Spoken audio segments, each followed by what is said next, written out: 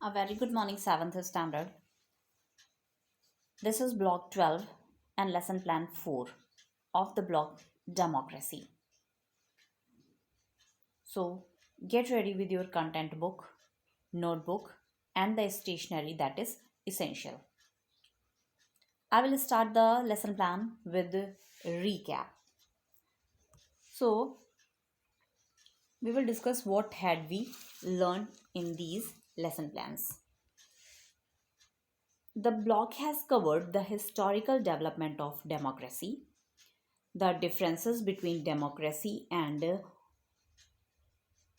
authoritarian governments, and the importance of rule of law in a democracy.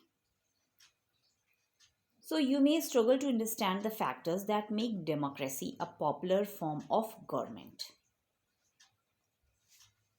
We will discuss that how democracy is based on collective decisions making, equality, elections, and dignity of an individual, which makes it more popular than other forms of government.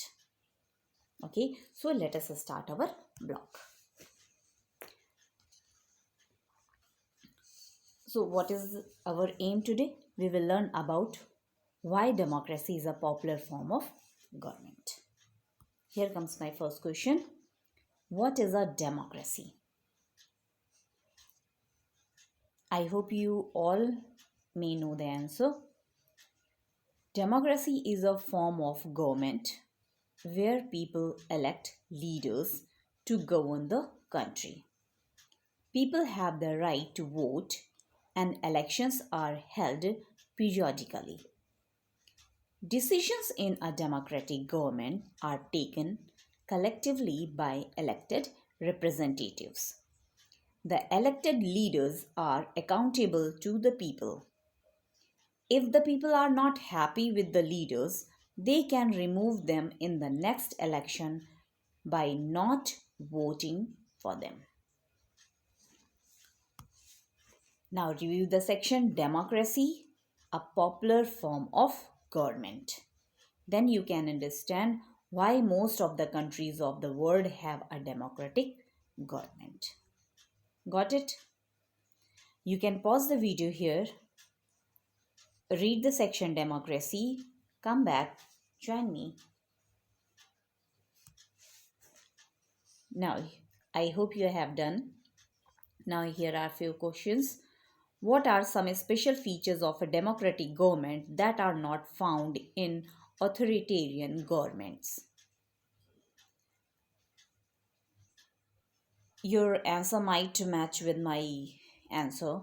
Elections, making decisions collectively, protecting people's right and freedom, treating everyone as equal, tolerating different views of people, allowing people to criticize the government, and rule of law are some unique features of a democracy.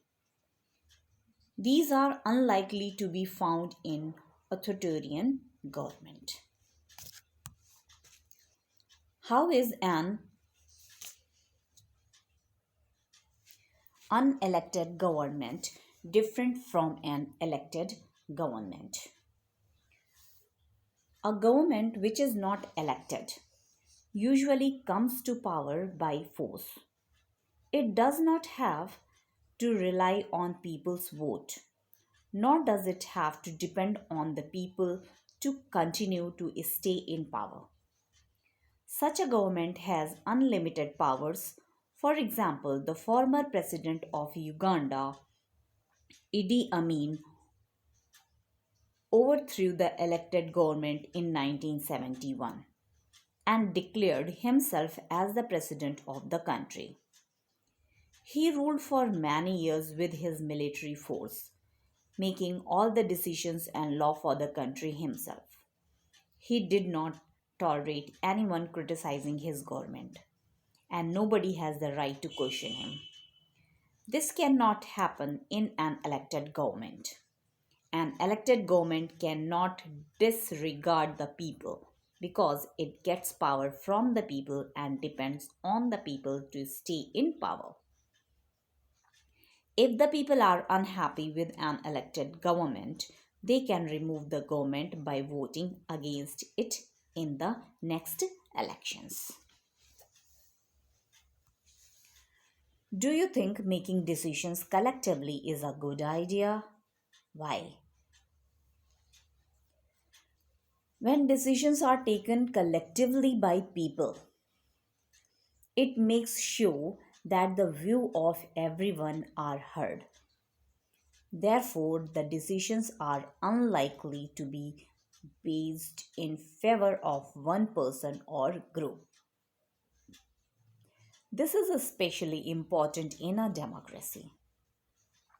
Decisions are made by those who are elected by people.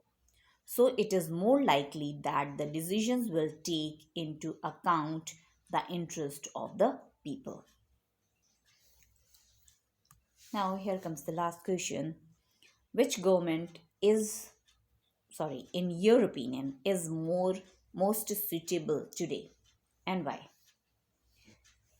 So, forms of government in which equality, justice are promoted, where basic rights are protected, and where we can decide who is fit to govern us, are more acceptable to us. Democratic governments are based on these principles. Therefore, most countries of the world have democratic governments today. So, I hope you understood the lesson plan. If you do have any problem, please tell me.